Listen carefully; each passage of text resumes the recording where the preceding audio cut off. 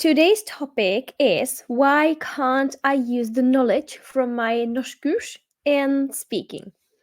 This is something that most of the students I have met are struggling with, that there is a big gap between the knowledge that they are gaining in their Norwegian course, and even if they understand everything and even if they remember a great deal, sometimes people struggle with overwhelm as well in Norwegian courses, right? Because many of the courses are many hours per session and the content is really condensed, it's really intensive. So sometimes people struggle with the sheer overwhelm of the whole thing, and they have busy lives, demanding jobs, and it's actually not possible for them to cover that much technical information in such a short period of time. But we will leave this issue aside today and we'll consider a case when you actually are taking in, you are keeping up with the pace of the course in terms of understanding what you're doing, in terms of being able to catch up on your homework and everything. So you are, in a way, going through the course the way it's been planned, but still it's not transferring into your speaking, and you keep getting frustrated with making the same old mistakes or getting stuck or not knowing what to say.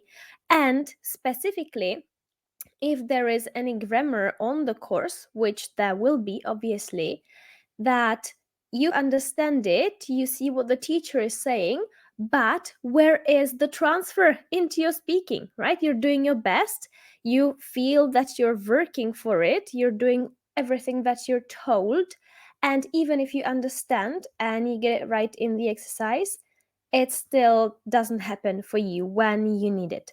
So this is the case I would like to discuss today, because I know that this is such a hot topic for so many people. And like I said, even people who understand the grammar and they understand the vocabulary and they keep up with the course, so everything looks like they should be successful in speaking, but they kind of aren't. Or they sometimes they are, but measured by their own expectations, they aren't. Yeah, so maybe other people tell you like, du snakker bra, but I'm getting frustrated because I've spent so much time and put in so much effort into doing this Norwegian course, and it's not translating for me. I want to speak better than this. Yeah, so I'll be addressing this issue.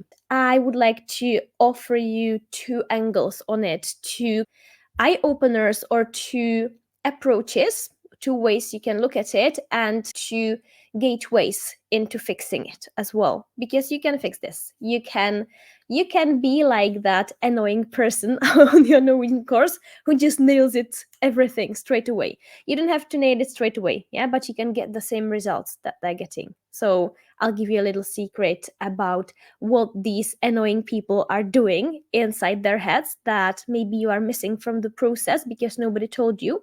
Because I've been that annoying student for many years. Yeah, these things come naturally to me. So I know, because I've done the analysis in my head, like, what is it? What are the steps that I'm actually going through? And that I know from my students who are very successful language learners, what is it that they're doing in their heads that nobody told you should be doing. I think I've run probably, I don't know, maybe 50 beginner courses using a textbook for language schools, for institutions, mostly Povai, but different books as well. It really doesn't matter at the beginner level which book it is in terms of these more traditional books. And I noticed one thing.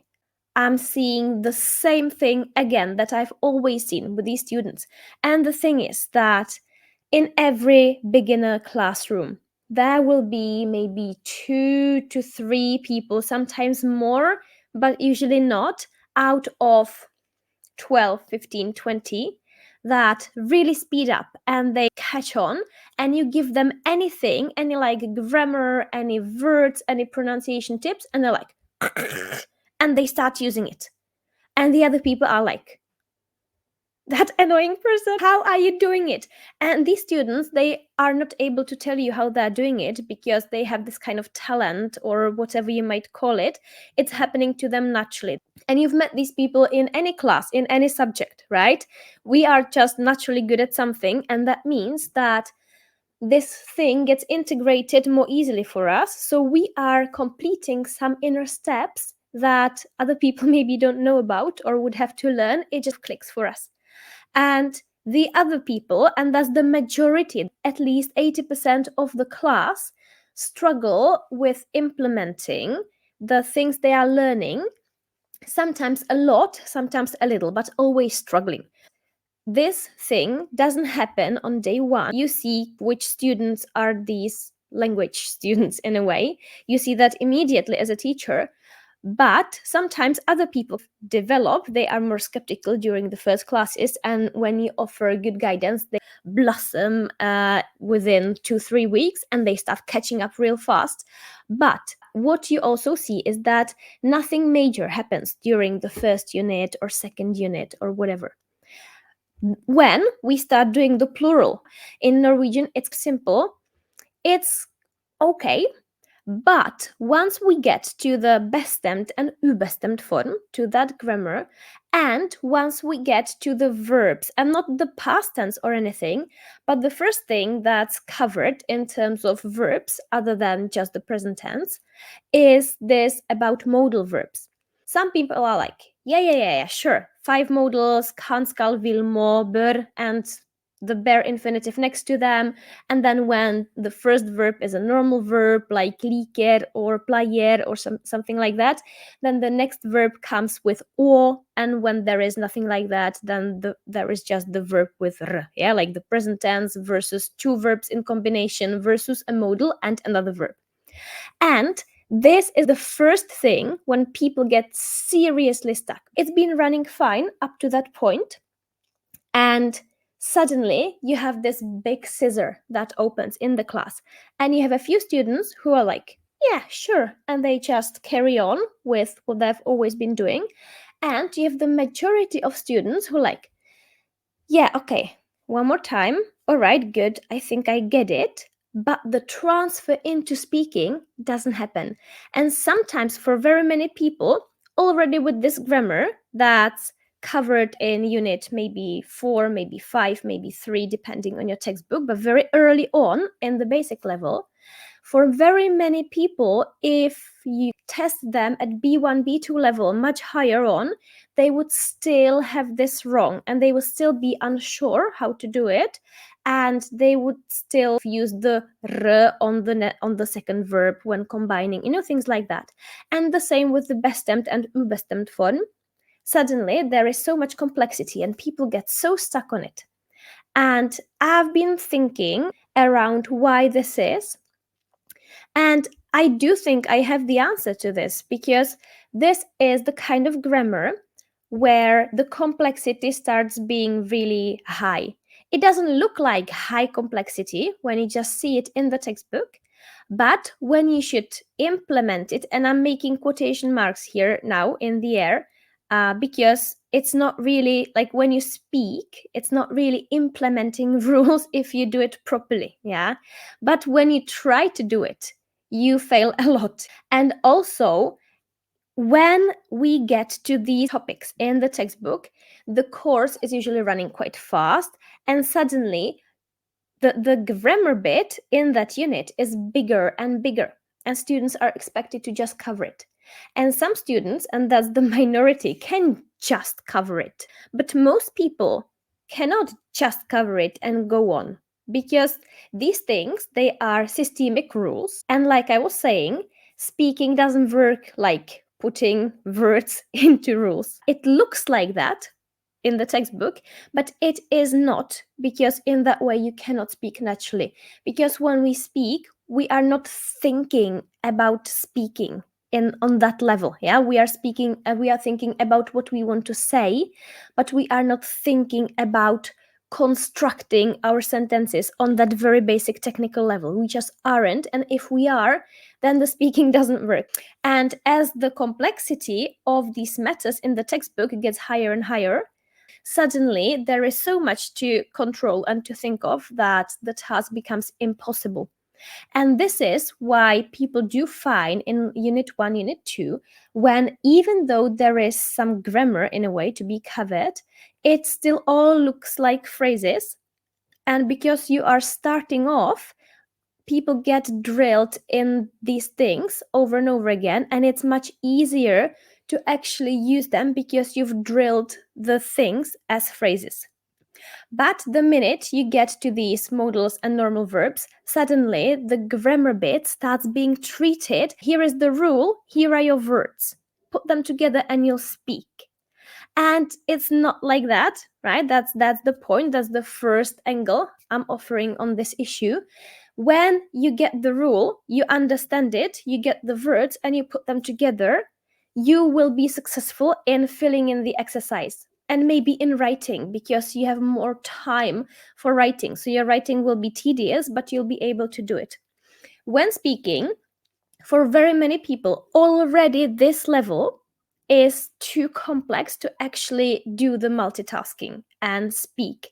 We can speak, yeah, but we make all these mistakes with saying things like "jeg liker drikker," all this stuff that almost everybody says, even if they think that they don't. So many students say that. I hear that all the time, and I hear it at high levels. The same with the bestemt and ubestemt form. People understand it, but it takes such a long time, even on the exercise level, for people to stop mistaking the en ending for the plural, for example, if they know some German from before, or wrapping their heads around all these categories of words. But it's introduced in one unit and it's like grammar, boom. But the complexity of the thing that's presented is so high, and especially gender on nouns, that's very, very late acquired in Norwegian. So this is something that is not to be expected even of students at lower levels to actually remember the genders, yeah, for active usage, because this is very, very difficult to get in.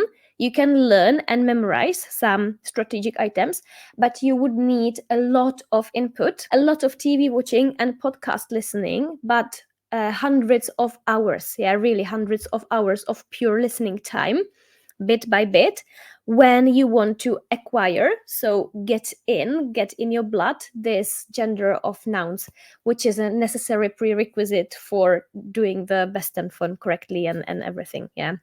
But that's on the side. It's just to show you the complexity. The task seems to be, put these together and you'll speak. But these things, like for example, the bestemt form issue, it is so complex that the textbook doesn't even cover it. That's one thing. And the second thing is, it is impossible to go bottom up.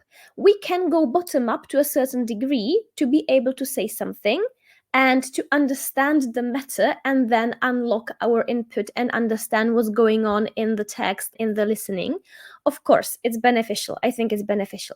But the expectation that we would just put it together and speak, that's just false. Yeah. So the bottom up approach without also going top down from listening,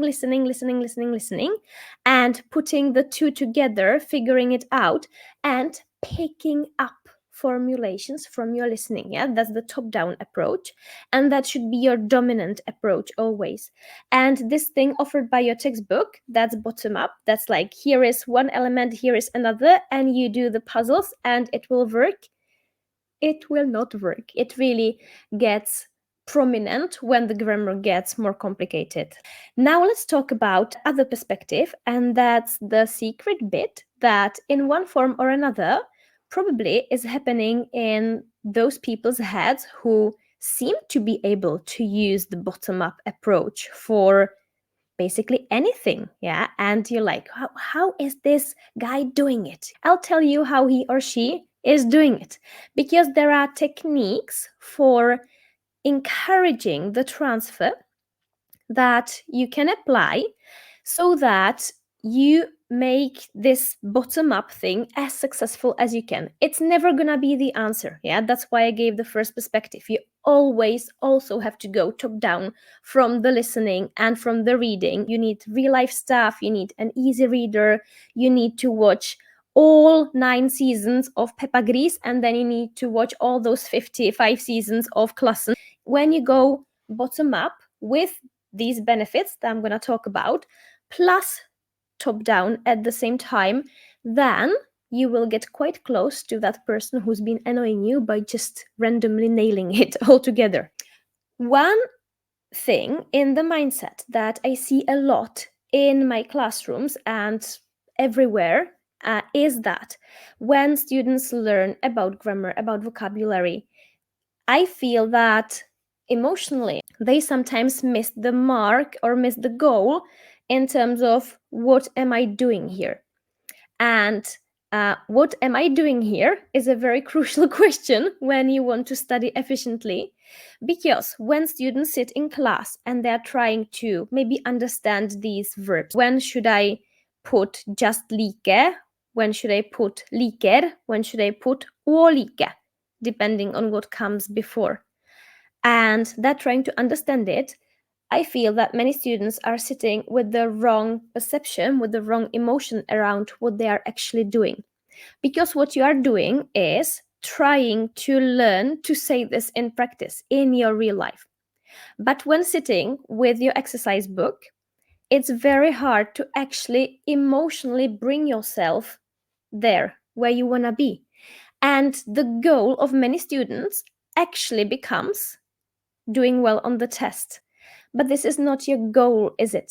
If you discover that actually you are in your emotions and in your inner motivation, you are in a way back in your school years, and just trying to understand the thing and making sure that you don't fail the test that's coming, then you're at the wrong place and you need to get yourself out of there first, because this really informs your choices and your efforts and how much and how you focus. And when you manage to get out of the mindset of I'll try to understand this and I'll try to do well on the exercise, and rather you switch to okay, how could I use this in my everyday life, you are one step closer to actually being successful in the bottom up part of the equation. And when you do that and you want to start really transferring, I would say this has to do with what many people call manifestation. And now this sounds really spooky and it's like, Aneshka, are you starting with esoteric Norwegian? No, of course not. Norwegian is mental and emotional and physical work, and it's not very esoteric at all. But this thing that many people call manifestation, what it actually is in a way really imagining the real life application, imagining yourself in the process of using it. And this is something that's helped me loads in learning languages, in learning English, in learning Norwegian. That when I was studying vocabulary or when I was covering some grammar, I would, when, for example, saying these things aloud or practicing them, I would always imagine real life context. And what this does is it really strengthens this mindset of yours of this is how I can use this in practice. So this is not for this exercise, right? I'm working on this exercise, but this thing I'm trying to learn is not for the exercise. It's not for my test. It's not for my teacher. It's for that conversation that I'm gonna have with my colleague in the lunch break. And I'm seeing myself in that kitchenette at work. And I'm delivering that line to my colleague. Imagining it. That's such a game changer. And I've always been doing this very naturally, that when I see the sentence, I immediately start spinning and I'm like, this sentence is silly, but if I just extract this core out of it and I put something else at the end, this is what I actually could tell that friend of mine, that neighbor of mine. And this is what does the whole trick of flipping both your attention from the false goal of doing well on the test, or you are pleased with yourself that you're a good student and you got it.